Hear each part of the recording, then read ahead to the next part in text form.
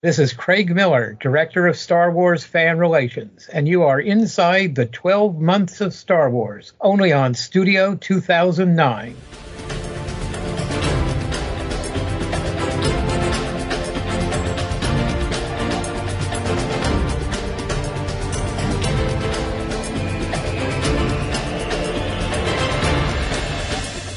Hello and welcome to another Geekcast Radio Presents interview, this time for Geekcast Radio and Studio 2009. I am, of course, TFG1Mike, and joining me, as always, in the Studio 2009 12 Months Star Wars series is Mr. Dave Draper. Hello, sir. How are you? Hello. I'm all right. How are you? Pretty good, pretty good. Today we have the most impressive opportunity to talk with Mr. Craig Miller, Director of Star Wars Fan Relations. Craig is much more than that, though. He is a film producer, advertiser, and writer. Hi, Craig. How are you? I'm okay. How are you guys? Pretty good, pretty good.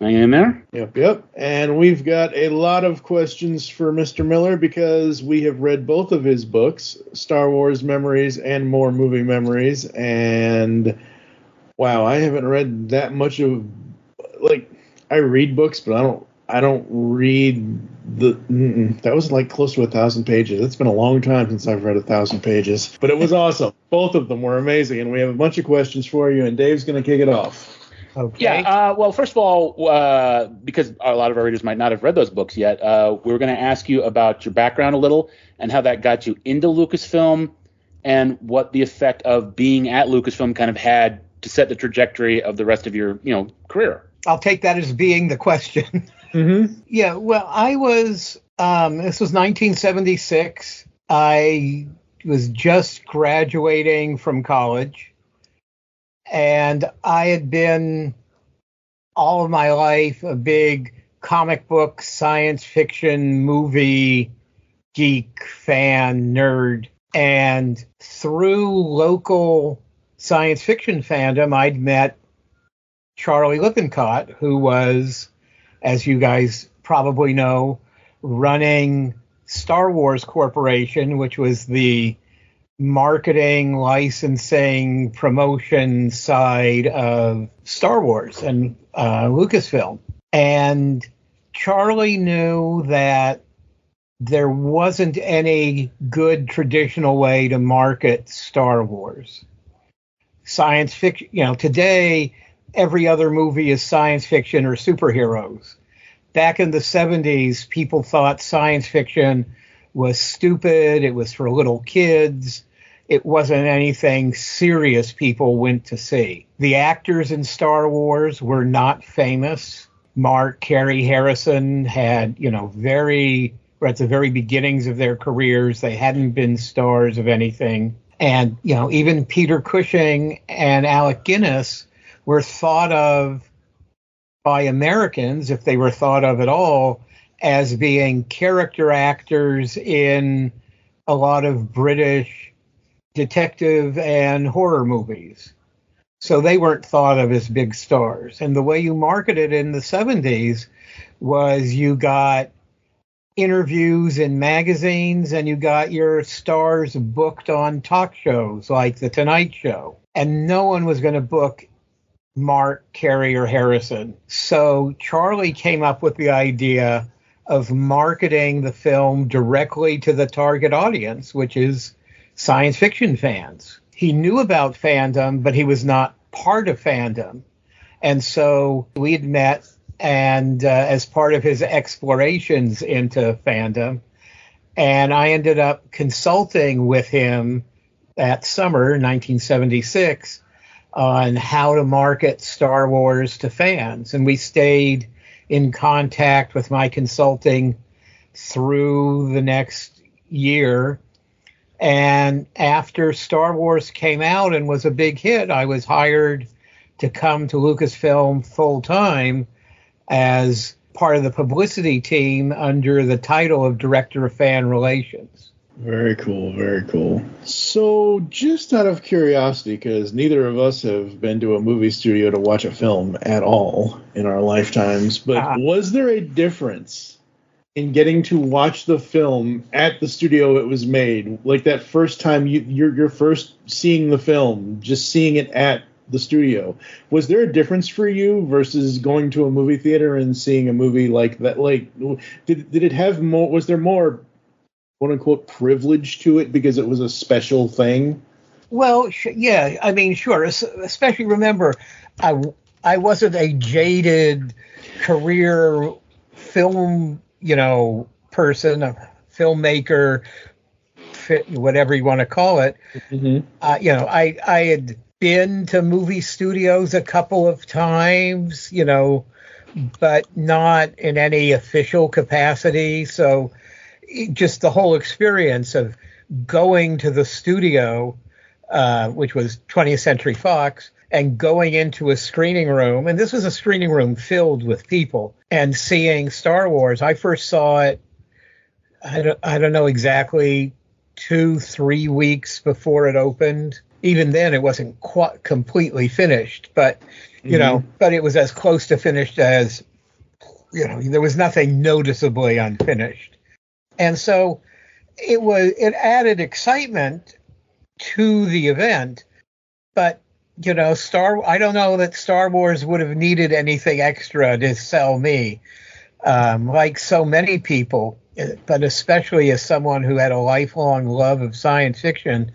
That opening scene, with the blockade runner and the Star Destroyer coming on screen and coming on screen and coming on screen. By the end of that scene, the movie had me. It was just amazing. Yeah, you mentioned in that chapter, My First Viewing, you talked about how emotional your reaction was to seeing the completed film for the first time. Yeah. Was there any other moments at Lucasfilm that had kind of a similar impact? Oh gosh, it. Yes and no. I mean, it's going to London and going on stage into the ice cave and seeing the full-size Millennium Falcon. And the X-wings and everything. That was from the science fiction kid. It was just amazing. Between seeing that screening of Star Wars and going on to that stage was about 2 years. So I'd been on a lot of other movie lots and seen other things filming, but Star Wars had become such an important part of my life. And it was such an amazing, we all know it was an amazing film. So then to be on the stage with all of that stuff surrounding you, that was just amazing. The first time I got to operate R2-D2. Which was Sesame Street, right? Which was, on Sesame Street. We did 5 segments that went into different episodes of Sesame Street. Getting to operate R2 was terrific. I mean, who doesn't love R2? Yeah. Only heretics don't love R2 because yikes. And everyone makes fun of me for liking the scene in Revenge of the Sith. It's either, is it Revenge or is it Attack? Whenever he starts flying, I'm like, ooh, yay, we get to actually see R2 doing stuff beyond the normal awesome stuff that he did in the original trilogy. I was like, R2 can fly. That's awesome. Everybody makes fun of me because I like that stuff. Oh, boy. This is what it is. I was just going to quickly interject that I know what you're saying because I got to go to Disney World last year. And at Galaxy's Edge, walking in and seeing the life-size Falcon was, really kind of a big deal for a lifelong Star Wars fan. Yeah, I mean, it would be, it should be, and they know that. That's why it's sitting there in the middle of a giant courtyard, so you can get that full effect. Yeah. Absolutely. Good old Disney World. Gotta love it. So your books are filled with fascinating anecdotes and personal stories. Can you share any particular memorable or surprising experience that didn't make it into either of the books, unless you're already working on a third book? No, I'm not working on a third book like those. There's between the two books, there's over 200,000 words, 800 some pages. Mm-hmm. That's an awful lot of stuff to remember. I don't know what story I could tell you that isn't part Already of that. there? Yeah. Yeah. I mean, obviously we all have things we do in our life. I went to the supermarket and I bought eggs. Well, yeah. Yeah. I tell stories that are that I hope are entertaining and are amusing or interesting, but there's a lot of what happens between all those stories that, it may be Star Wars, but it was still going to work every day. Right. There was still deadlines to meet, and sometimes you have to deal with people who you don't care that much for or want to deal with, but work requires that. So it's nice that I was working on something wonderful and magical, and for the most part working with people I really liked. Speaking of the people you worked with, like you offer a lot of glimpses into how guys like George Lucas and Charles Lippincott worked. Was there any other insights or observations you can share about them or other notable figures you encountered at Lucasfilm? Well, I worked with George. Charlie, of course, for the first year and a half was my direct boss until he left. Gary Kurtz, I worked with extensively. Gary became a good friend, and we worked together on a lot of movies over the next 40 years until he unfortunately passed away. But he was great. He was always surprising. Gary always came across as very serious and solemn, but he did have a joking, silly side to him. I tell that story about the impromptu prank we played on Mark Hamill in Star Wars Memories, which just surprised everyone. I mean, do you want me to tell that story? No, people need to read the book. That was funny, but people need to read the book. When I was reading both books, and this is aside to what my next question is going to be, but when I was reading both of them, I'm like, this is why I love reading, because I'm reading somebody's story that I had never experienced, thought I would ever. That's why I love autobiographies, because they're from a time that no one would really know. Like, none of us who are younger than you are, obviously, sir, and stuff like that. It's like, that is so cool. Like, listen, we'll get to the offices, but like all your office moves and stuff like that, I was like, oh, that is so cool. He got to do various things at each different location and everything else. And it's a nice look back in time. And I think everybody needs to read more autobiographies of people that are older than them, that people that had adventures and things from those 60s, 70s, 80s, 90s, whatever, because it's a nice little snippet of history. Well, and I also think it's interesting because, like, I'm a fan. I've been a fan since I was 6 years old. But, like, it's from a fan's perspective. You were working at Lucasfilm, but you also went in as a fan. Whereas a lot of times, there's the famous William Shatner "Get a Life" bit on Saturday Night Live, because it was a job for these guys. Whereas you're a fan in the heart of something that fandom was like, oh my God, it had to be amazing, kind of, in a way. Yeah, and you're absolutely right. It was. I mean, it was a job, but, it's that saying, a kid in a candy store. I was there working, but I was doing stuff and associating with people and things I never dreamed I would do.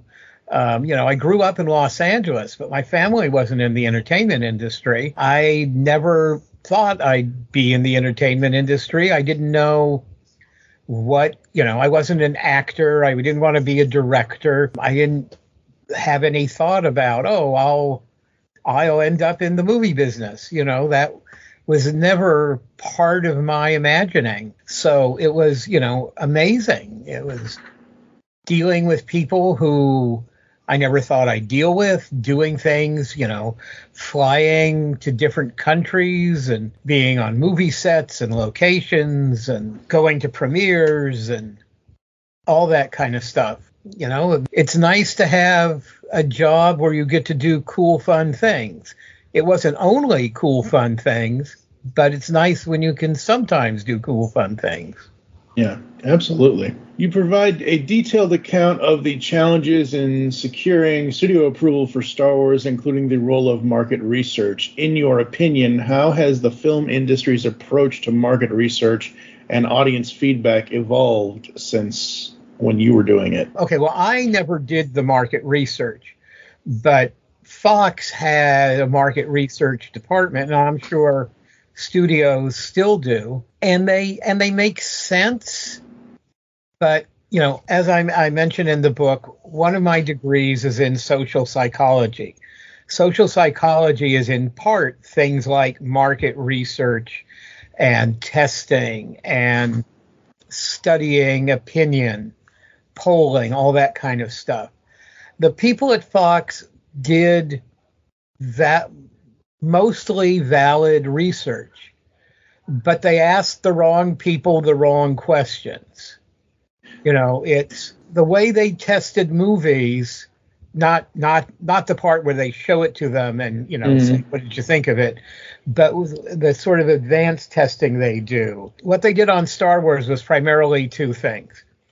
Here's a list of types of movies: comedy, drama, war, western, mystery, romance. Science fiction was on the list. They asked people, which of these are you most interested in? Which of these are you least interested in? They also give them lists of titles. What does this title suggest to you? Does this title sound interesting to you? Like it'd be a movie you'd want to see?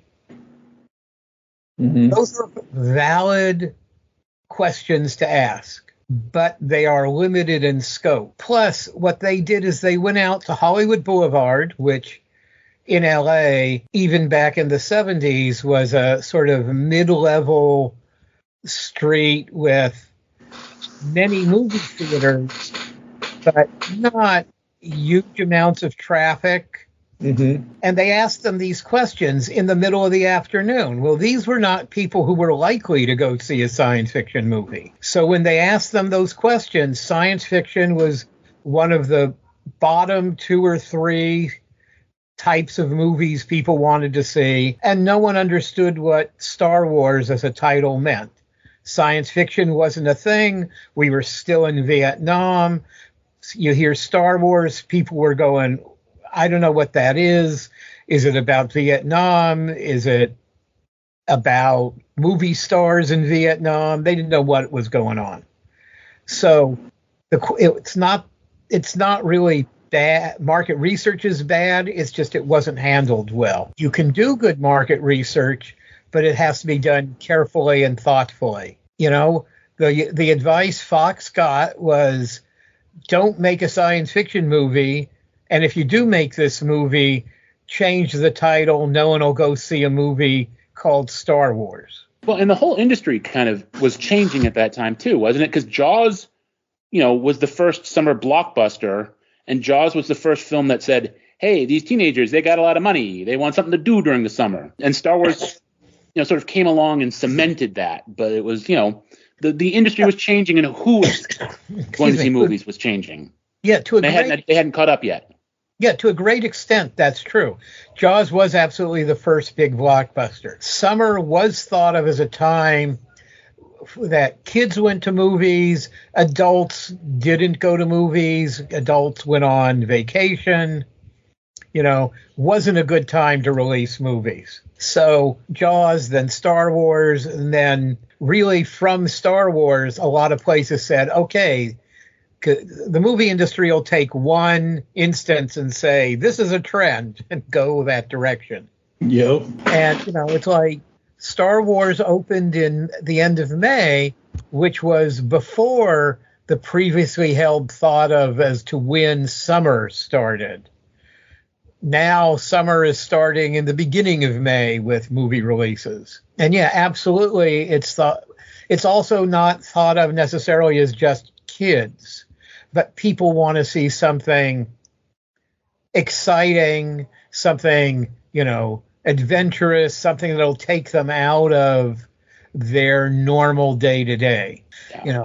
Star Wars was very groundbreaking like that. And is there anything that you're working on now that you can see, anything like you've heard of, or like anything in the horizon that might ever have that kind of effect again? 40 years from now, everyone's talking about this movie. It's so hard to predict anything like that. I mean, when we were doing Star Wars, the thought was, we think this movie will be successful, which means it'll make enough money that we'll be able to make a sequel. Maybe a low budget sequel, but that was as far as success was taking us. Being able to make a sequel. Real success would be a full budget sequel. Yeah. Alan Dean Foster's Splinter in the Mind's Eye, first Star Wars novel, was written with the idea that it could be the low budget sequel. Fewer locations, fewer characters, that kind of thing. Luke and Leia weren't siblings yet. a lot of things hadn't happened yet. Yeah. Well, there's a moment in that book where, they weren't siblings yet. No. Well, I mean, it wouldn't necessarily have followed the book exactly, but no. Well, I mean, famously, one of the interesting things about the writing process is how, people think that just because you've got an idea, it's written in stone the whole way through. And in fact, you bring this up, that Lucas himself told you that he was changing his plans after Return of the Jedi. It's like people think that because Lucas had a plan, it was the plan, and he never changed anything. The original script was Leia was the hero rescuing Luke, and Han was a weird alien, and stuff is very fluid until it's actually in front of you. Yeah, I mean, things change. There's a lot of mythos around the origins of Star Wars, some of which were fostered by George, but that aren't really accurate. Did he have an idea for many more movies? Yes. Was it exactly like this? No. Lots of stuff changed over time. Yeah. That's what happens. Time changes everything. Yeah. All right, so I've got two little small questions here because I have been, over my lifetime, moving various places and I usually use my living room as my office for the most part. So you've had many different office spaces in your career. Which was the best and worst location for your work style? Or did you adapt to where you were working out of? Oh, you always adapt. Nothing's forever, and you go with what are required. When I started at Lucasfilm originally was in an office in Universal Studios, on the Universal Studios lot. Mm-hmm. And we kept that office for many years, but the company quickly outgrew it. So when I joined, while the company still had that office, the publicity and licensing side of things were working in an office about, half a mile away off the lot. We were in a doctor's medical suite in a small building, all doctor's offices. Mm-hmm. And my first desk was in the reception area. We had a receptionist who at the time was Mick Garris, who's gone on to a great career as a director. But Mick was our receptionist. I had another desk in the reception area just because that was the only place available. Right. Charlie had the doctor's office as his office. And, we had a couple of other people in different, what would have been exam rooms if there were still doctors there. Mm. And after, a month or two, my duties expanded and I was given one of the exam rooms for my office because I had more needs than just a desk. Yeah. And I was having people in for meetings and stuff, and so it changes. And we were there for, a year, and then we moved to, we got rid of that building or that office, and we moved into offices. Universal had taken over. There was a motel across the street from Universal Studios. Big motel, 2 stories, lots of wings. But it was probably 100 rooms, maybe something like that. They had taken over that and converted them to offices, and so we moved into the motel, and we all had we had a row of offices in the motel. It was interesting because now, they all used to be sleeping rooms, like in a motel or hotel, we all had our own private bathroom. That's right. And eventually we bought a building, the Olsen Brothers Egg Farm, which was rebuilt and converted into the Lucasfilm building, which we called the Egg Company. And for a while we moved into office trailers in the parking lot of the Egg Company while the final stages of the remodeling was going on. Then we moved into the Egg Company building. Did you ever have your ultimate geek out office space besides what you currently have at home? Yeah, boy. Well, I don't know what you mean geek out by.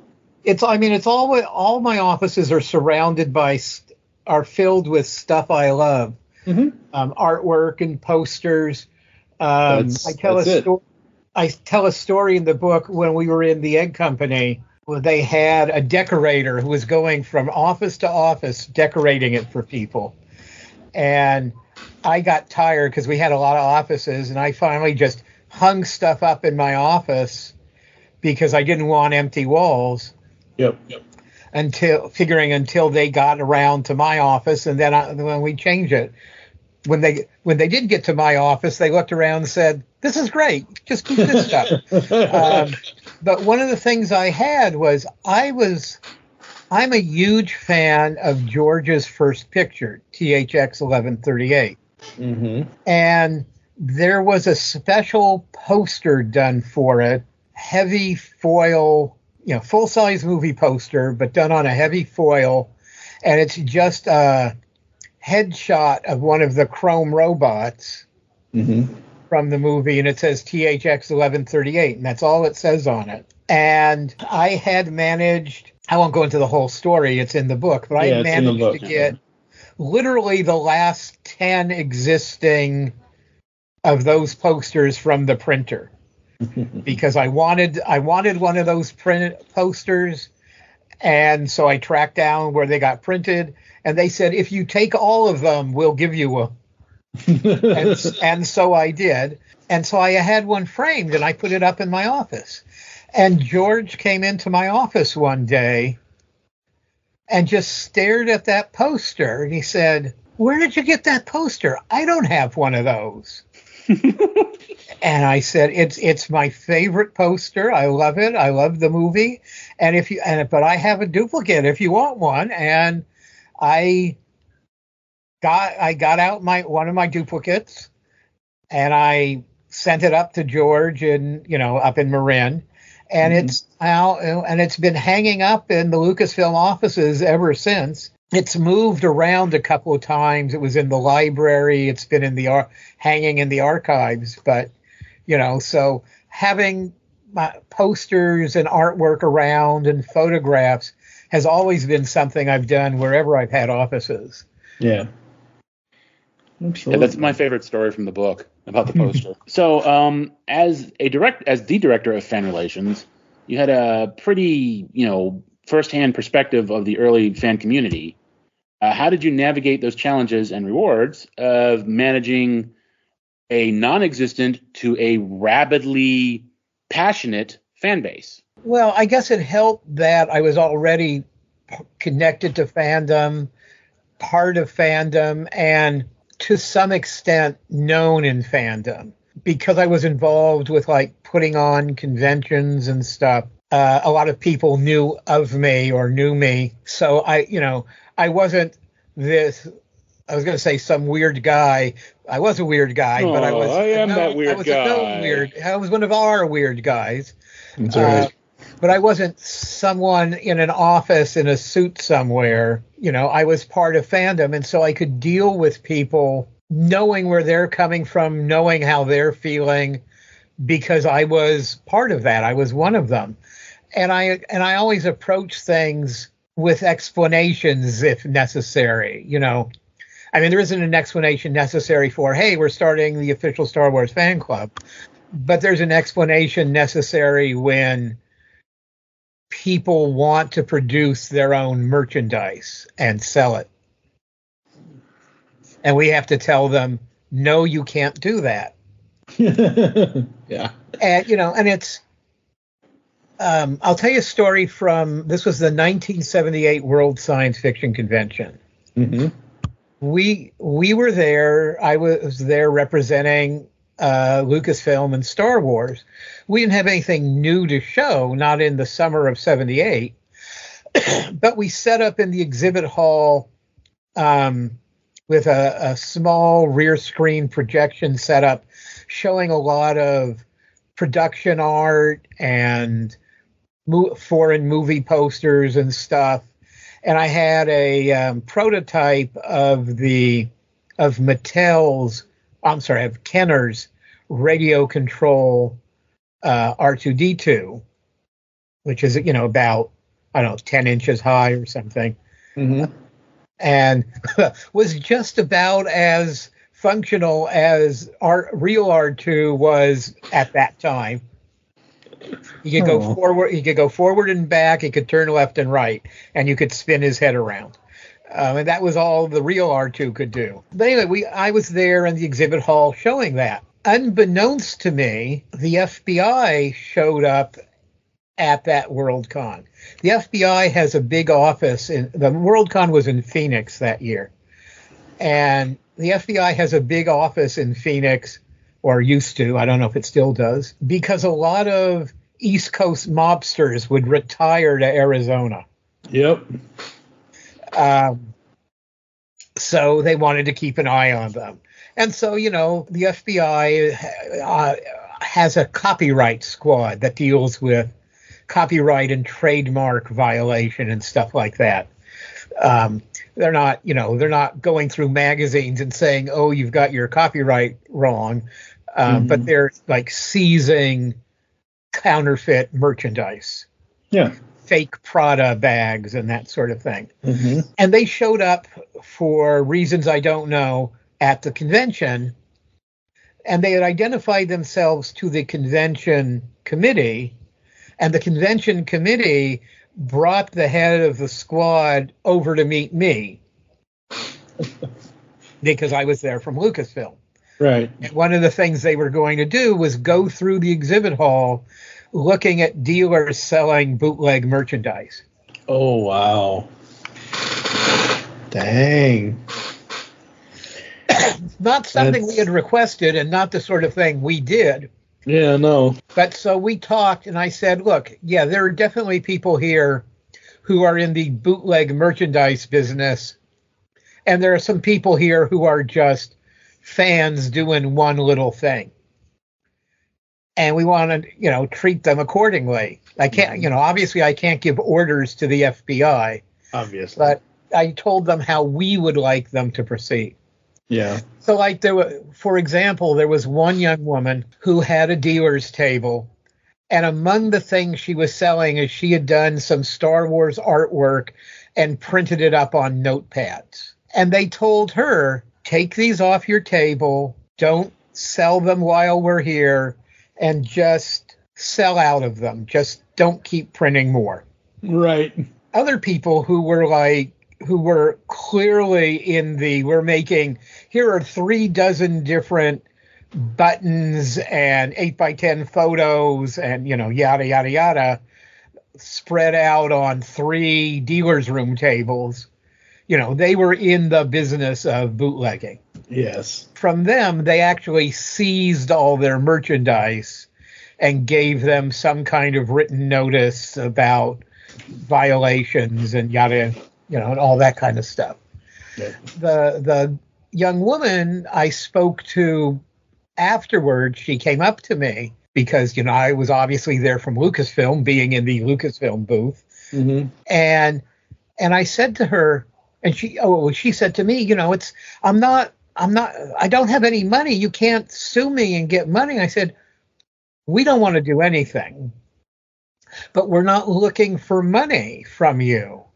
We don't care about that. The point is that the law is written so that if we don't stop every instance of trademark violation that we become aware of, we can lose the trademark. If you don't enforce your trademark, you lose it. You no longer have to the big company that wants to produce, say, a line of action figures. You can't do that. We have the trademark, and Kenner, these days Mattel, Hasbro. I'm sorry. Yeah. God, shoot me in the head. No, it's okay. Hasbro has the only license to produce those. You have to enforce it. So that's why they're telling you, don't sell anymore. It's not that we're afraid you're making money. It's that you can cause us to lose the trademark. Yeah. And so we have to do that. You also, you don't have to go out of your way to find every violation. That's true. And so that was the position I took. We don't have to go out of our way to find every violation. We didn't want to stomp on fans' enthusiasm. Yeah. We just had to have them be aware of what we needed in order to help them celebrate Star Wars, because we all love Star Wars. Yeah, absolutely. In the books, you share insights into Lucasfilm's early convention appearances. How did fan interactions in those days shape your approach to fan relations and marketing? Everything you do, you learn something new. You hear from people, you hear what they want. I mean, marketing is really answering needs. It's, people, if you want to sell something, you hear what people want to buy, and that's what you sell them. If people want to be enthusiastic about something you've done, you support them in that enthusiasm. And that's what I tried to do, what we tried to do within the scope and limitations of what we could do. We did things like in 1976, we did a small display at the World Science Fiction Convention of props and photos and artwork and costumes from Star Wars. The 1979 World Science Fiction Convention happened to be in England, in Brighton, while we were still shooting Empire. And so we went over and we set up, not big compared to, say, a display at a museum, but a much bigger display in the hotel the World Science Fiction Convention was happening in Brighton that year. Costumes, photos, and McQuarrie artwork. Isn't that where you had like an actual snow speeder in the lobby? Yep. Right. We brought a full-size snow speeder and set that up. It was in the sort of this concourse that led to the exhibit hall. So before you went into the exhibit hall, which is the dealers and the art show and all that, you had to walk by this full-size snow speeder, and there was a sign on it saying, "Come see the Empire Strikes Back exhibit in whatever the name of the room was upstairs." And that directed people up to our big exhibit. Very cool. Because we wanted to share it with everybody. Yes, it's mercenary in that we want people to know and be excited and go and buy tickets, but it's also because we cared about, fandom.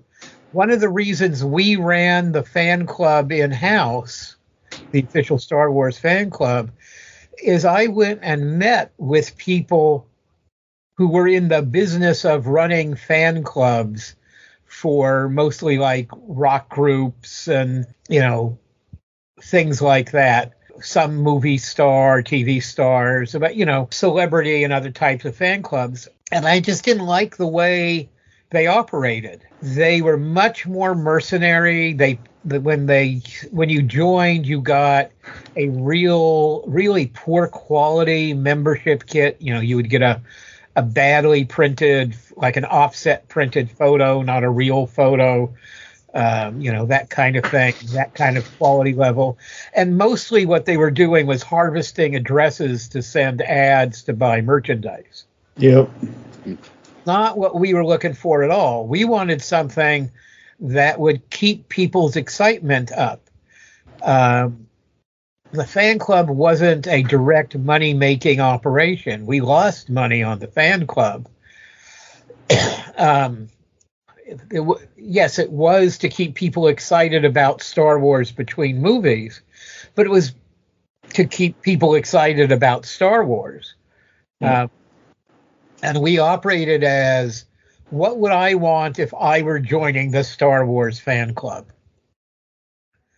And we just took that attitude towards everything. And the more you associate with your fan base, the more you know what they want and how to please them.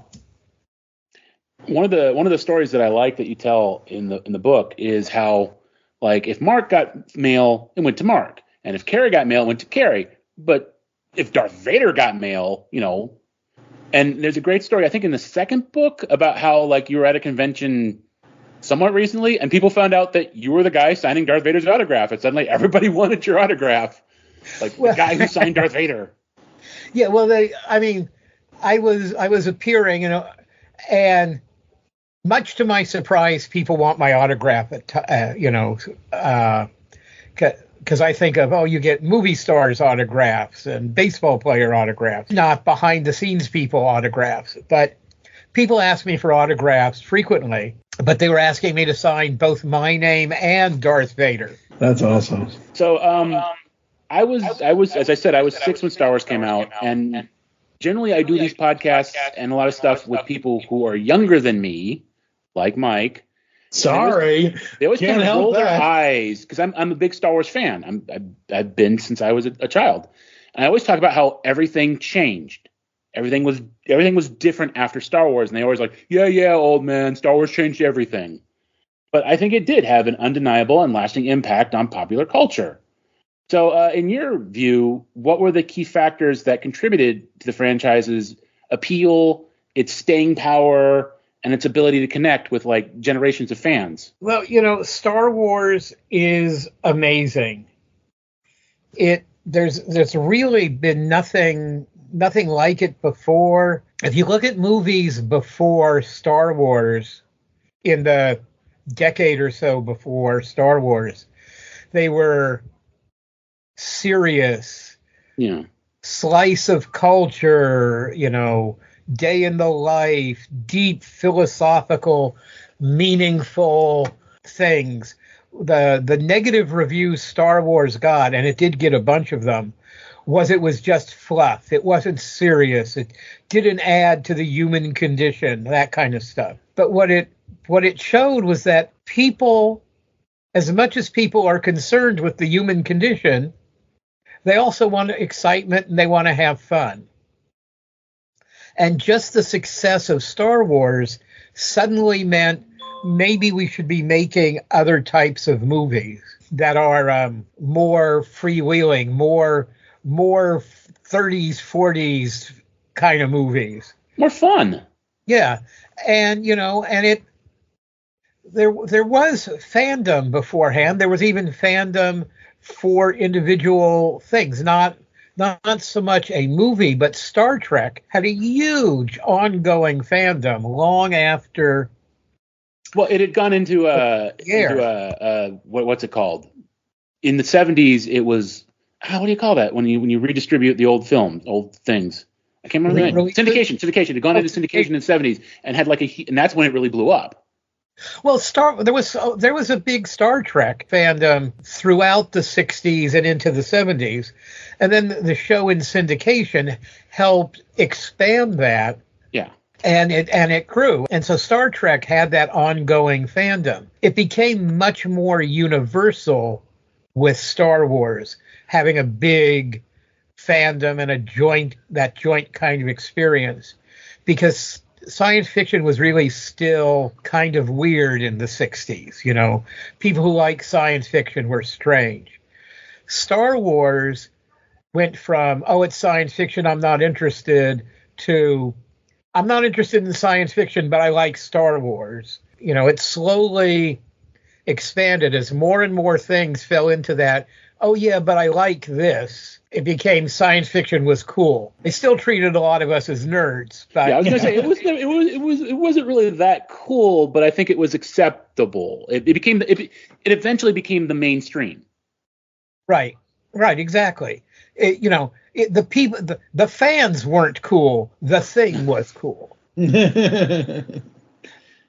But, you know, and so it had just this huge effect of, I mean, the types of movies that were being made completely changed because of Star Wars. People were seeing what they wanted, and Star Wars got made to a great extent because George and Gary Kurtz were working on the edit of American Graffiti, the film they had made together before Star Wars. And they wanted to take a break, and so they were looking in a newspaper they were going to go see a movie and get away from American Graffiti and just relax for an evening. And that's what we used to do in the old days, is we'd look in a newspaper to see what movies were playing. That's right. And they couldn't see any movies they wanted to see. They wanted something fun and exciting. And everything was, you know, Easy Rider or,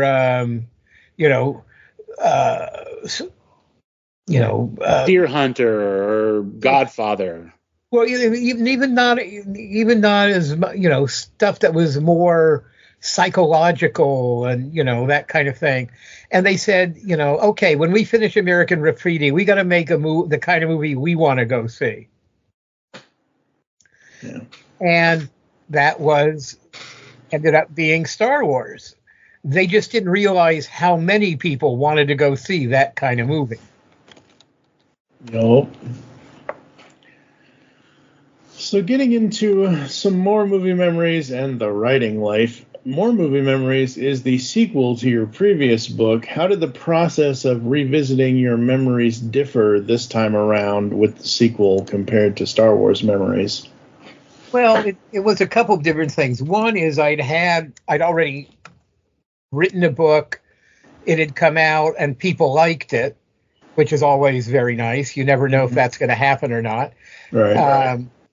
But so, and a lot of people encouraged me to do another book and tell stories about all the stuff I worked on after Star Wars. I'm very good at marketing other things. I'm not very good at marketing myself, so I feel a little embarrassed when I say things like, a lot of the reviews that the book got, the first book, Star Wars Memories, was that my writing style is very accessible and it feels like we're having a conversation rather than you're reading a textbook. Yeah, I get that. It's a very friendly, open sort of style, which is very nice to hear.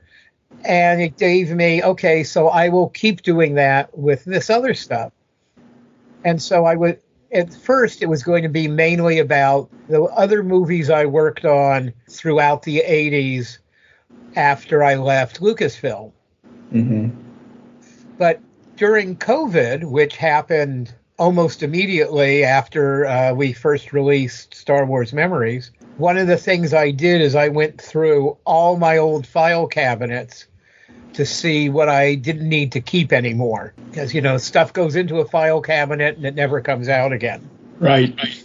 And so I found a bunch of stuff that I didn't know I still had. Things like the More Movie Memories. Now, the final book has about 1/3 of it is additional Star Wars stories because I found stuff I didn't remember still having, like all the stuff about the wrap party for Empire Strikes Back with the invitation and photos of how they set up the party on the Dagobah stage in the middle of the Dagobah set, photos of the cake and we had, which was in the shape of the patch, the crew patch from Empire, stuff like that. So there was a lot of memories. It's not that they were, these were the Star Wars memories that weren't good enough for the first book. Right. This is just stuff I hadn't quite remembered. Yep. Or didn't have enough material on to actually feel I could actually write about them. Yeah. So about a third of the book is more Star Wars. The next third is about lots of the movies I worked on. Superman 2, Altered States, Excalibur, John Carpenter's The Thing, Last Starfighter, The Muppets Take Manhattan, Dark Crystal, lots and lots of different movies for Jim Henson, Disney, Universal, Warner Brothers, other companies. And then the last third of the book is I left movie marketing and became a writer primarily of animation. And it talks about working in that industry, in that field, or that part of the entertainment industry. My experiences trying to write for Star Trek and creating my own show called Pocket Dragon Adventures. We did 104 episodes and played in over 100 countries around the world. We working on, G.I. Joe and Beast Wars and all kinds of animated shows. So it's just memories and stories about all these different things I've done in the nearing 50 years I've been working in the entertainment industry. I've got some ElfQuest super fans in my friend circle. And so I was telling them the story about that, and they were all kind of like, oh, well, one of them already knew everything because he's like that. But how you almost did the ElfQuest show and didn't happen. Yeah, I mean, there's a bunch of stories in there about things that didn't happen because I could tell you, I was hired to develop this show, and so I came up with a concept, and then we wrote a bunch of episodes, and, that's sort of kind of interesting, and I could tell it in a sort of interesting way, but there are only so many times that's an interesting story. The stories about things you worked on and you did, and then for one reason or another didn't happen the way you had hoped, those are actually more interesting and more informative stories. So there's a mixture of successes and, I don't like the word failures, but not successes. Hey, you got paid. That's all that matters. Yeah. And it's funny because, obviously the first book was an easy sell for me because, I'm a Star Wars super fan. And then I looked into the second book and I was like, like you said, The Thing and Altered States and Superman 2 and Dark Crystal and Baby, Secret of the Lost Legend, a movie that I thought I was the only one that remembered. I saw that in the theaters because I'm also a huge dinosaur nut. I was like, oh my God, this guy worked on my childhood. All these movies that were such a big thing for me. How do you think that your Lucasfilm experience helped you working with all these other films? Well, of course it helped. I left Lucasfilm right after we opened Empire Strikes Back for a couple of reasons. One is that George had told me that he was going to be closing the LA operation down and moving us, or some of us, up to Marin and keeping Lucasfilm all up there. And he also told me that he was going to make one more Star Wars movie and then stop making, commercial movies. Well, the first one of those happened. The second one didn't quite go that way. but it still meant moving from LA, where I had grown up, to the Bay Area. And if I wanted to stay in the movie business, 3 years later, I'd have to move back because George wasn't going to make any more movies and there wasn't a movie business up there. So I decided I wasn't gonna move, but I decided to leave the company because coming off the effect of Star Wars and Empire Strikes Back, that's a pretty good pedigree when you try to go and find another job. Oh yeah. Yeah. And in my case, I wasn't looking for another job. I had decided to become an independent consultant to studios, and in the same way saying, well, my previous work was Star Wars and Empire Strikes Back. Do you want me to help you market your movie? That's the way Not to a do hard it. sell. No. So I left very shortly after we opened Empire, and and set up an office, and almost immediately had a contract with Warner Brothers to help them market Superman 2, Altered States, Excalibur. Those were the main ones. Also, The Hand, Outland, So I was employed almost immediately at double what I was making at or nearly double what I was making at Lucasfilm. Consultants get paid a lot better. Mm-hmm. Yeah. And I went on for another 10 years representing, studios. Like I said, Jim Henson, Warner Brothers, Disney, lots of places. And it was a good time. It was a good career. But then the industry changed. And I bet both the industry changed and I changed. But the industry changed as I wasn't working with filmmakers anymore, people who used to be running studios. I was working with attorneys and MBAs who I was spending more time in meetings than actually doing the work that I was being hired to do. Right. Yeah. And it became less fun to do. Yeah.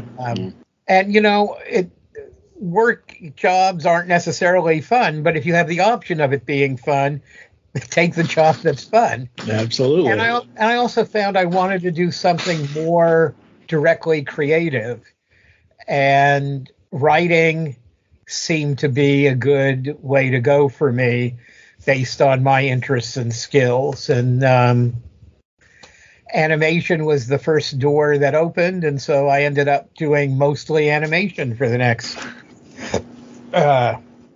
going on 40 years. Yeah. Dave mentioned the episode that he had rewatched. I rewatched The Probe from Beast Wars. I love that episode. Oh yeah, that was fun. Yeah. Beast Wars. I worked on the first season of it, and I just wrote the one episode with my then writing partner Marv Wolfman. Yep. Jeez, is that all? just Marv Wolfman, just comics legend. That's all. Yeah, well, comics legend. Marv is a very close friend, still is. We see each other all the time. And for several years, we worked together as writing partners. We co-created and co-produced the Pocket Dragon Adventure series I mentioned. And anyway, they hired us to write an episode of Beast Wars. And one of the problems with Beast Wars, at least that first season, because computer-generated animation, CGI, was so new and so expensive and so complicated, they basically built most of the assets at the beginning of the season, and that was pretty much what you had to work with for the whole season. So we had 6 good guy characters, 6 bad guy characters, and props. And, there were no other characters. There were no people, none of that stuff. So the hard part was coming up with reasons for there to be a story. A lot of the episodes ended up being, oh, look, there's one of the other guys, let's fight. And I wanted to have, and Marv wanted to have, something more meaningful. And so we came up with this idea for that episode, The Probe, which was briefly the rest of the good guys had sent satellites, probes, out through the galaxy looking for their missing comrades. Yep. And if they, sending out a beacon saying, hey, where are you? Let us know. We'll come get you. Mm-hmm. And for reasons that made sense within the universe of Beast Wars, they couldn't send a signal directly from the planet's surface. They had to build a big tower to get it up high enough to get through a layer of stuff that kept the signal from getting out. And so now the bad guys didn't want hundreds of good guys to come and capture them. So they didn't want the probe contacted. And so now there was at least a reason, a goal for our good guys to achieve and something for the bad guys to make an effort to stop. Yep. Yeah, it was a fun episode. Very fun. It's funny because this is going to be the next episode of the podcast, in episode 109. Dave and I already recorded it. We are going to talk about the holiday and Lego holiday special, but you debunked a myth about the Star Wars holiday special airing only once. How do you think this misconception persisted for so long? I really don't know, because up until a couple years ago, I thought it had aired only once in the U.S. or anywhere. I was under the same misconception. But a fan in Australia did the research and went through the newspaper TV listings and found that for 2 or 3 years, it kept running in the holiday season in Australia, because you could see I think TV listings. It was there. Yeah. I think that's the answer, Mike. It was Australia. I mean, first of all, if you weren't around in 1978, I've watched shows about the holiday special where people talk about it like it was a myth. Like, I never knew. It was like it's Bigfoot. I didn't know it was true. I mean, now because it's on the internet, it's on YouTube, everybody knows about it, and it's a thing. But there was a period of time where it was a videotape that was passed around at conventions, and it had there were people that didn't know it existed at all, let alone that it aired 3 times in Australia. I mean, it's Australia. It's the other side of the world. Well, it's 1978. The question is, and I don't have an answer for it, did it air in any other countries multiple times? The network in the U.S. was willing not to air it anymore because it didn't get a good reaction. But it isn't uncommon for international distribution to include X number of airings. Yeah. And so it very well may have run in England or France or Germany or wherever, 2 or 3 more times than we're aware of. I don't actually know how many countries it ever aired in. So it was interesting to find out that it really wasn't a one time only in the U.S. and never again anywhere. You mentioned that you worked on Muppets Take Manhattan. Yeah. And what was your favorite part? And if you had to pick one, who was your favorite Muppet? I guess my favorite has to be Kermit. I just kind of relate to Kermit being in the middle of trying to make order out of all the chaos. Yeah. But having a good time and trying to stay even-tempered and throughout it all. My favorite part really was getting to know Jim Henson and working with him. I actually started working with him on Dark Crystal. Gary Kurtz was the producer on Dark Crystal, and he asked me to come and work on the film. And I got to know Jim working on that. And Jim asked me to stay because they were starting Muppets Take Manhattan right away. And Jim was just an amazing guy.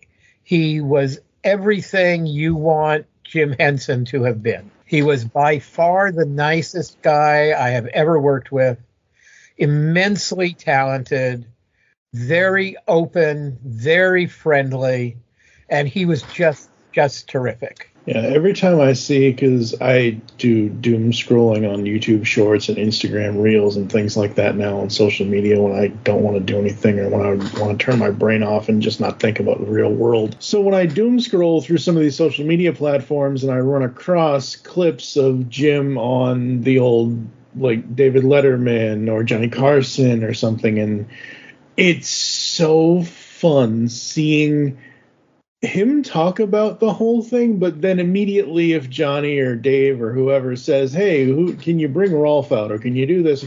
Like, literally, the clip of him on Letterman with Rolf is like, Dave asks him, and then he says, oh, yeah, sure. But, like, the yeah, sure part of it is, like, in Rolf's voice as I'm like, oh, my God, this guy is so cool.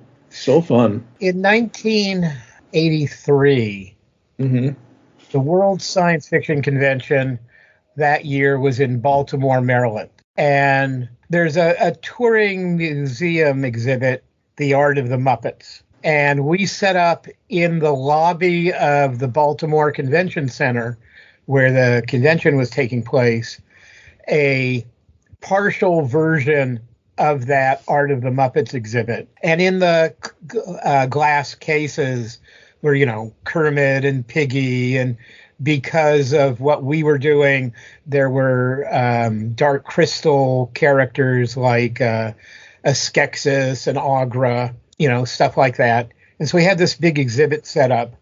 And Jim came to the convention, and when I set up on the convention's program, he did one big talk in the convention's main hall for, I don't know, a couple thousand people where, he talked and he answered questions and he did some stuff with the characters. But then a little later that day, Jim came down to the lobby where we had the Art of the Muppets exhibit, and we had scheduled an event that was kids only. It was for anyone 12 and under, I think, but the kids who were at the convention mostly with their parents. The parents or anyone else could stand around the perimeter of the lobby. But in the lobby, there was in front of the glass cases was one chair that Jim sat on, and the kids were all sitting on the floor. And this was something he wanted to do. He wanted to do a thing for the kids who were there, and it was just him talking and answering questions, and he brought out Kermit, and he, did Kermit for the kids, and, and if you've ever seen him doing these, even on TV, suddenly you're talking to Kermit. You're not talking to the guy holding a green glove on his hand. You're talking to Kermit. And I mean, that was going on, and it was just this amazing event. That was something that he just wanted to do, just to let the kids get close to Kermit and some of the other characters. And that was just the kind of guy he was. So transitioning from marketing to writing, some might say that's a bold move. What inspired the shift, and what challenges did you face? Well, I think I've already answered part of that question. The industry changed. I wanted to do something. I wanted to get out of the marketing consultant business and into something more creative. And writing was an opportunity. The challenges you face is you have to prove yourself. Doesn't matter how many people you know. It doesn't matter if you're somebody's son, which I'm not. I didn't have any family I could use to get in. The only thing I had going for me is I'd been in the industry for a while, so there were people who I knew well enough to call up and ask for a meeting. That's absolutely an advantage, but that only gets you so far. Right. You still have to have material to prove yourself. Because no one is going, oh, he's my friend, we'll pay him all this money, and then they'll have to write the script for no money because you're not able to do it. So I was able, my friend Joe Straczynski, better known as J. Michael Straczynski, he later created Babylon 5, among other things. But Joe was working in animation, and he'd just been hired to be the story editor, the showrunner on the animated version of Ghostbusters called The Real Ghostbusters. Mm-hmm.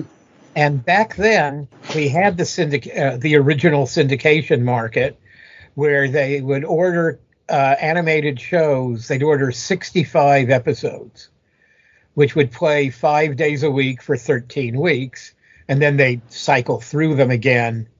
But they would order 65 was, the right number for that 13-week span. But when you're doing 65 episodes, you have a short time schedule to get them done. You need a lot of writers. So it was a lot easier for new writers to get in than it is today, when orders are much shorter and there isn't a syndication market like that. But back then there was. And so Joe had some writers he went to immediately who he knew would be able to deliver, but he was willing to take a meeting with me, and I pitched him some ideas along with my writing partner at that time, somebody much less famous, named Mark Nelson. But we pitched him some ideas, and he liked one of them. He gave us a chance. He hired us we wrote the outline. The outline got approved. We wrote the script and ended up writing 3 episodes for the first season of The Real Ghostbusters before moving on to another series called The Bionic Six at a different studio, where it did 10 episodes of their 65 episode order. Mm-hmm. And I've stayed writing ever since. I write, I develop shows for companies. I do a lot of, story editor, showrunner on a lot of animated shows. I work on a lot of shows for companies overseas. I've done shows in China, Italy, France, Israel. I developed a show for Israel. I did shows, 2 series for the Middle East for a streaming channel out of Dubai. So a lot of international work, and I'm theoretically going to be starting a screenplay, an adaptation for a Japanese producer once the contracts get worked out. Very cool. Yeah, cool. So you mentioned just now that you worked for like Ghostbusters, and we've talked about G.I. Joe and Transformers, but you've also worked on, like you mentioned, Bionic Six, which I actually have some of those toys. Oh, so those are rare. How do you approach writing? Like I remember your story about how you can't even find them on video, or you can't get them, can't find the collections of those. Like there are a couple of series you worked on where they never preserve them. But how do you approach writing? I'm sorry. Finish up. Just how do you approach writing for different audiences, and like, do you go in with like a different approach for like something that's known, like Ghostbusters or G.I. Joe, and something that's less known, like Bionic Six was at the time, or? Oh, sure. I mean, actually, it's a mixture, because assuming you're coming onto a show as opposed to developing it, on The Real Ghostbusters, there were personalities, there were rules. Every show has what's called a show Bible that tells you who the main characters are, who any recurring characters are, places, props. Like in The Real Ghostbusters, it's the ectomobile and the proton packs and and the ghost traps, that sort of thing. That doesn't mean you're necessarily restricted to those things. You might be, it depends on the show, because other shows have more freedom and you could invent new things. But you have to stay. The biggest thing is it's a TV series. You have to stay true to the characters. Whether it's an existing thing where, like Ghostbusters, where people are familiar with it from the movies, or it's original to the TV show, so you just have to stay true to the show concept, because the characters have to be the same from episode to episode. It's in Indiana Jones, he can't be afraid of snakes in Raiders and not afraid of snakes in Temple of Doom. the characteristics have to stay the same. So you have to be cognizant of what the rules are for it, and what the rules are that you can break. In Real Ghostbusters, one of the rules was nothing from outer space. It's all ghosts and spirits, and nothing with aliens, and nothing out in space. But then I was given the challenge by Joe, who was the showrunner, to come up with something that involved aliens in outer space that fit within the show. And so that was the third episode we did, called Ain't Necessarily So, which deliberately violated that rule, but still keeping it within the framework of the rest of the rules of the series. So, I mean, you always have to be cognizant of what the setup is. You're playing in someone else's sandbox. You got to keep the sand inside, and you don't bring sand from another sandbox. You need to be inventive. One of the reasons you hire writers, when we did Pocket Dragon Adventures, we did 104 episodes. Marv and I wrote 2 episodes together. We each wrote about 25 episodes individually, and the rest of the episodes, which was like 50 episodes, we hired other people to do, both for reasons of scheduling. You can only write so much at a time, but also, you only have, you sort of burn out on ideas for characters, and people who are fresh to the characters come up with things you might not have thought of, or you might have thought of them if you hadn't already thought of 50 other stories. That's very true. So that's why you bring in other people for their ideas, but they have to be ideas that stay within the scope of the sandbox. Yep. Absolutely. All right, we got just 2 more questions until the ad break. We are only 3 short years away from Star Wars being 50 years old. You experienced it at its inception. After all this time, what does its legacy mean to you? It means I'm very old and tired. Stop it.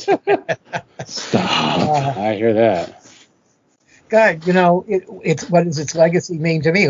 Star Wars has, to a great extent, shaped my life. I wouldn't be in the movie industry or the entertainment industry without it, or unlikely that I would be. I met my wife going to a convention to do an Empire Strikes Back presentation. She was there attending the convention. So that certainly had an effect. All of my career, in one way or another, leads off of what I did at Lucasfilm and Star Wars, in how it shaped me and how it informed me, in connections I made and friendships I made. Now, some of that came off of who I was already, the person I was, my knowledge of marketing from studying social psychology, my involvement with science fiction and comics fandom. I mean, so each grew from the other. So, but certainly I owe Star Wars a great debt in Star Wars fandom.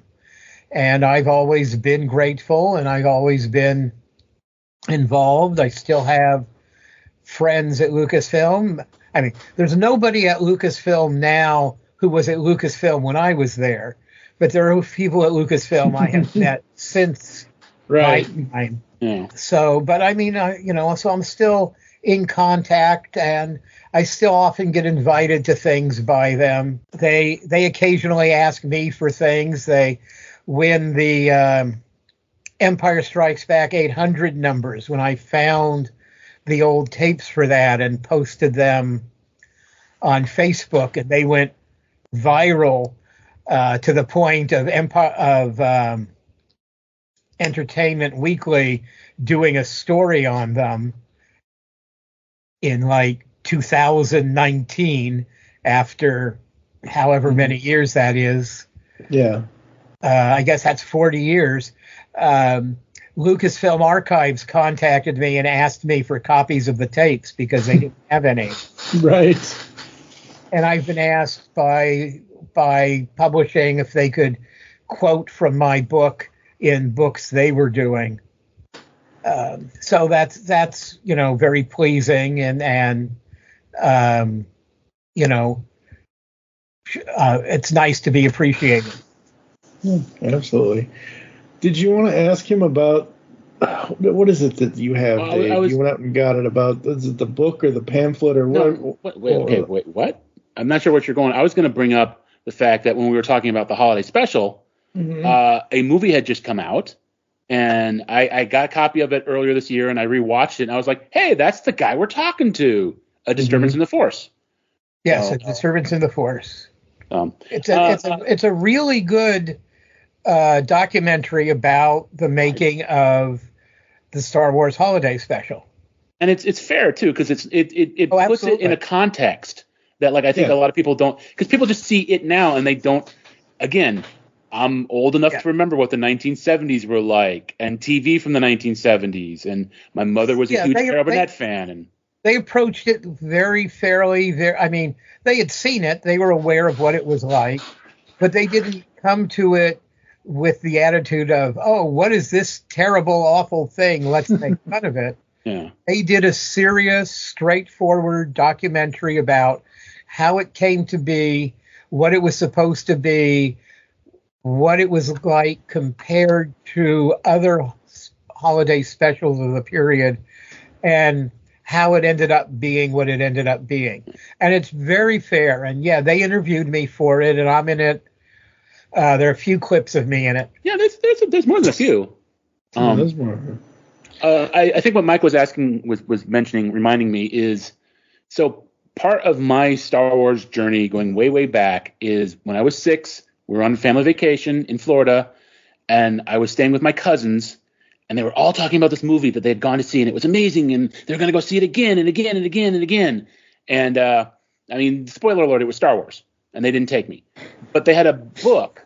They had like a little book that the theater gave away, right? Yep. And I looked it up and the weird thing is I looked it up on eBay, and I've got a copy now. I've got a copy of a book, but it's completely different than what I remember. I remember it being very small because I was 6, and it was small and black and white. And this thing is like, it's big. It's big, and it's flat, and it's color. Were there different little pamphlets that were given to the theaters? There were a couple different things. There were, and I was not involved with this, but there were some what I'd call screening brochures that you could get at theaters. Mm-hmm. And they were small, maybe 6 inches by 8 inches or something like that. Yeah, that's what I've got. Yeah. And then there was another thing that's shaped more like a calendar, the size of a wall calendar, which is something but 20th Century Fox sent out to theater owners, to exhibitors, to encourage them to book Star Wars. It wasn't available to the public. It was strictly an exhibitor item, an exhibitor brochure. And it had lots of color photos and things like that. And like I say, it was shaped like a wall calendar.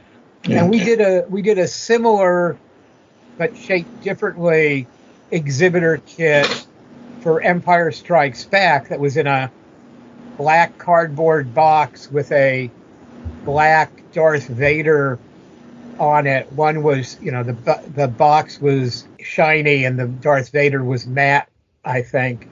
And inside were 2 wide format. Inside was a black with a pewter Darth Vader medallion on it. And inside that were 2 wide format color McQuarrie paintings. Oh, wow. Not originals, of course, but print. Yeah. 2 of Ralph's paintings from Empire. And that was the exhibitor kit for Empire Strikes Back. But the one for Star Wars was, like I say, like a wall calendar format. Yeah. My memory just must be wrong, man, because I remember it being like a little tiny book, and it was black and white, and through it, and it looked weird, and I was like, "Can I go with you guys?" And they're like, the classic line is, I said, "Can I go with you guys?" And they said, "No, you wouldn't like it." Like, if you could see the wall behind me, it is nothing but Star Wars. Yeah. Like at one point you mentioned the poster that was included with the album. You know, the soundtrack album had like that poster. The John Berkey poster. Yeah, I got that at a toy show just a couple weeks ago. Like got it back. I had one as a kid, and it was torn up to pieces on my wall. Yeah, that's a great poster. Yeah, I love it. Like Star Wars basically defined my life too. So yeah, I always think it's funny. John Berkey's a terrific artist. Did a lot of science fiction, and I walked into the Lucasfilm office one morning, and there were like a dozen small roughs by John Berkey of Star Wars art, and I so wanted to walk out with them. Well, anyway, enough of this Star Wars nonsense. Talk to us about your THX1138 cosplay. Well, I was a huge THX fan. I saw it in the theater when it came out. And you know, I was what year was that? God, I forget now. But whatever year that was, it must have been 74. I was going to the WesterCon, the Western Area Science Fiction Convention, which that year was up in San Francisco.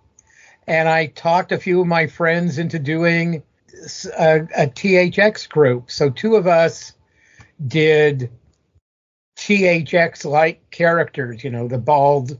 We didn't shave our heads. We had really terrible bald skull caps, and we've got costumes made up. And then we had three guys as chrome robots, which is basically black pants, a black, you know, turtleneck. We got blank face masks, and we chromatized them, and you know, motorcycle helmets, and then we got these giant dowels and painted them black. And so we did a whole group, and we came on stage and we acted out a scene from THX, and we won a prize. And I mean, today it looks kind of, you know, cheap and awful, but it looked much better in 1974. Yeah, absolutely. That's awesome. But I when I say I love THX, I really love THX. It's actually the only time I went to a costume competition at a convention was to do that costume. Yeah. Very awesome. Very awesome. All right, folks, we're going to have a couple more questions with Craig, but right now we got to go to a quick ad break. You're going to hear some podcast ads from other shows here on GCRN, as well as other podcasts that we promote, and we'll be right back right after this. So let's say you're looking for a podcast of your favorite 80s comic books, G.I. Joe, Transformers, Ninja Turtles, He-Man, etc. Where are you going to go to find us?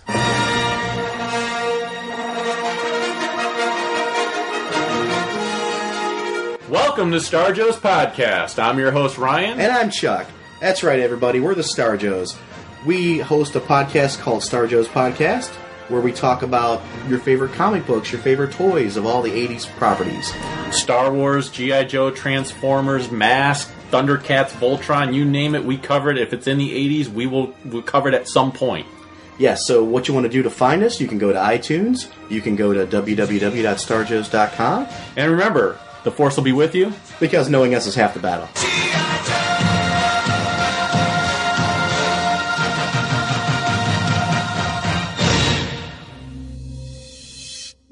Hello, geeks and geekettes! Looking for a podcast that covers a vast array of topics? Then check out Altered Geek Unleashed, where we discuss our thoughts on this week's geeky news, tech, gaming, television shows, movies, cartoons, comics, and more. So, get altered, get geeky with the Altered Geeks. Every Friday on the Geekcast Radio Network. Do you like the Transformers? Yes. Do you like the Teenage Mutant Ninja Turtles? Do you like IDW Comics? And comic book podcasts? Then come check out Ninjas and Bots. Each week, we look at an issue of Transformers, or Teenage Mutant Ninja Turtles from their IDW Comics incarnation. We drop episodes every Saturday morning. just like the cartoons we loved as a kid. The show can be found on your favorite podcatcher and at johnreadscomics.com. See you then. All right, folks, we are back here on this GCR interviews episode for Geekcast Radio in Studio 2009. We've got two more questions for Mr. Miller before we let him go. What advice would you give to aspiring film professionals or writers based on your experiences? Boy, advice. Well, you know, everything, obviously different people have different amounts of experience, but it always comes back to having good material, good samples. I mean, if you're writing television, you absolutely have to have samples of the types of things you want to show. No one's going to hire you just because you say you're a writer. They're going to want to read stuff. And feature writers, obviously, you get hired based on things you've written. So it's always the work that counts the most. But it's get out there, meet people. I used to teach.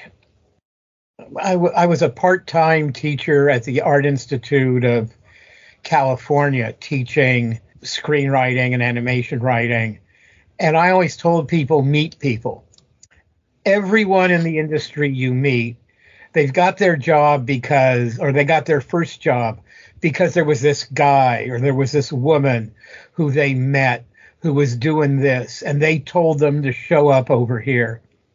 So go to festivals, go to conventions, meet and talk to people, meet other aspiring filmmakers, because one of you is going to get a job first and can open some doors for meetings for the rest of you. You know, it doesn't have to be meet people who've been doing it for 40 years. You know, if you're all just starting out, one of you is going to get a better job and you're going to help each other, move forward. That's the way this industry works. Your work has to prove itself for your career to continue and advance. But to get in the door, it's so often just the luck of having met someone who can tell you there's an opening over here. But that luck is by having gone out to meet people. Yeah. You're causing that luck. You're causing yourself to be able to encounter the luck. It's having the samples to show. So you were lucky to have the samples to show.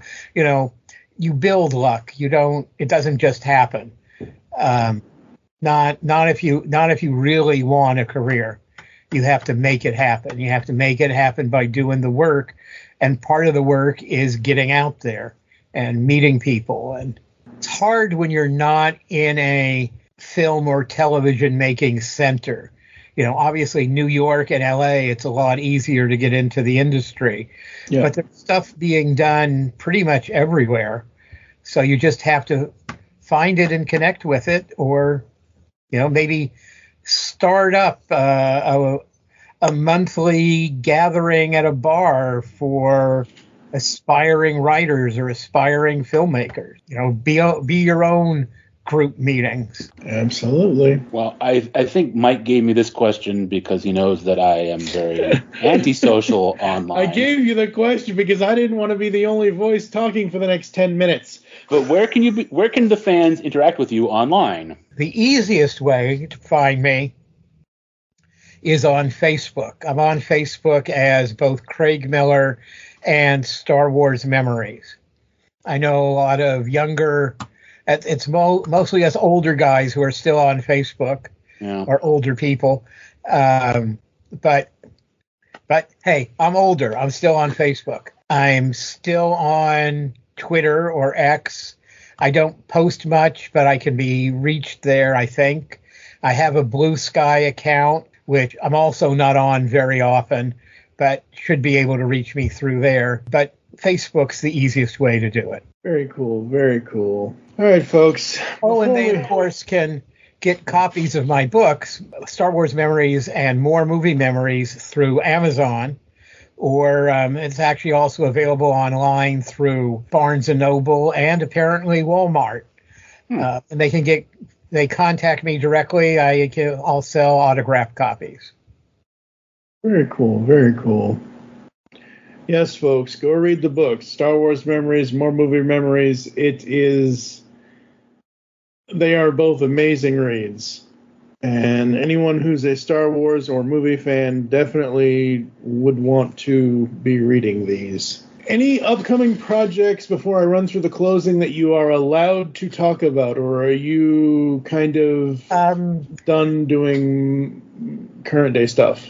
Well, I'm still doing current day stuff when someone hires me. I mean, I don't work for a studio. I'm a freelance writer.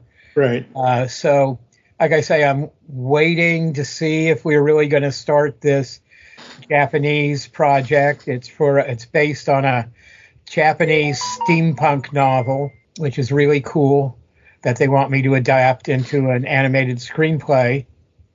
We just have to get the final details and commencement money to show up, and then I'll start on that. And I'm open to other projects if people want to hire a writer to develop or script shows. Other than that, the only places I know I'm going to be appearing right now is I'll be at a small science fiction convention called LostCon here in LA in a couple of weeks. It's Thanksgiving weekend. And next year I'll be at WonderCon in Anaheim and the San Diego Comic-Con. I haven't booked out anything else for next year yet. Yes, folks. By the time you're hearing this, it'll be the middle of December, so you'll miss out on the Thanksgiving convention. But you can catch him next year at San Diego and what did you say? WonderCon. WonderCon. Yeah, good old WonderCon. Gotta love WonderCon. And hey, I'm open to other conventions if you want to have me as a guest. Absolutely, I do shows and talks and sell books.